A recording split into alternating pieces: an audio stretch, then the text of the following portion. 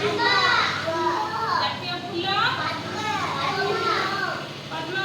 ତ ମୁଁ ତମକୁ କିଛି ଫଳ ଦେଖାଉଛି, ତମେ କହିବ ଏଇଟା କି ଫଳ? କମଳା। କମଳାକୁ ଇଂଲିଶରେ କଣ କହନ୍ତି? ଅରେଞ୍ଜ। କଣ? ଖୁସିଆ ବସ। ଅରେଞ୍ଜ। ଏଇଟା କଣ? ଏଇଟା ପଣସ। ପଣସକୁ ଇଂଲିଶରେ କଣ କହନ୍ତି? ଜ୍ୟାକଫ୍ରୁଟ। କଣ ଏଇଟା? ଜ୍ୟାକଫ୍ରୁଟ। ଏଇଟା ହେଲା ପାଇନାପଲ। ପାଇନାପଲ ମାନେ ସପୁରି ପଣସ। ବୁଝିଲା? ଏଇଟା ଆମ୍ବ।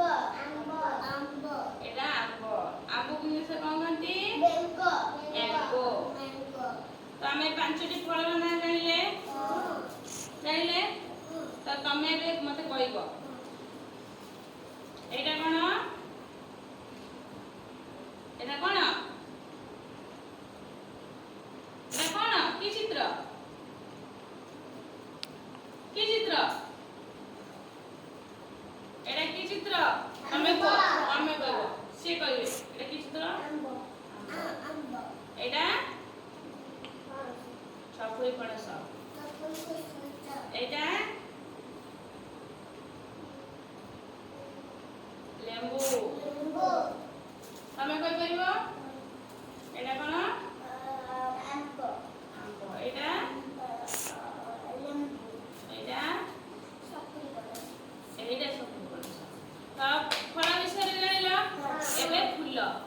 ଫୁଲ ଆମର କଣ କଣ ଅଛି? ଏଇଟା କି ଫୁଲ? ଗୋଲାପ ଫୁଲ। ଏଇଟା ଏଇଟା ପଦ୍ମ ଫୁଲ। ଏଇଟା ତ ଜାଣିଲ କିଛି ଫୁଲ ଆଉ ଫଳର ନାଁ। ତ ତମେ ଏବେ ମୁଁ ଯାହା ପଚାରିବି ତମେ କହିବ। ତମେ 2ଟି ଫଳର ନାଁ କୁହ। ଆମ୍ବ ଆଉ ପଣସ।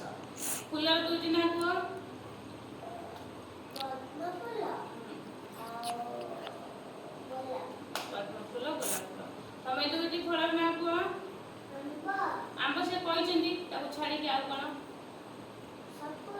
ସପୁରି ଲେମ୍ବୁ। ଫୁଲ 2ଟି ନାଁ କୁହ। ପଦ୍ମ ଆଉ କଣ? କେତେ ଫୁଲ ଦେଖୁଛ? ତମ ବାଡ଼ିରେ କିଛି ଫୁଲ ନାହିଁ? କି ଫୁଲ ଅଛି? ଆଉ ଆଉ ତମେ କିଛି ଫୁଲର ନାଁ କୁହ।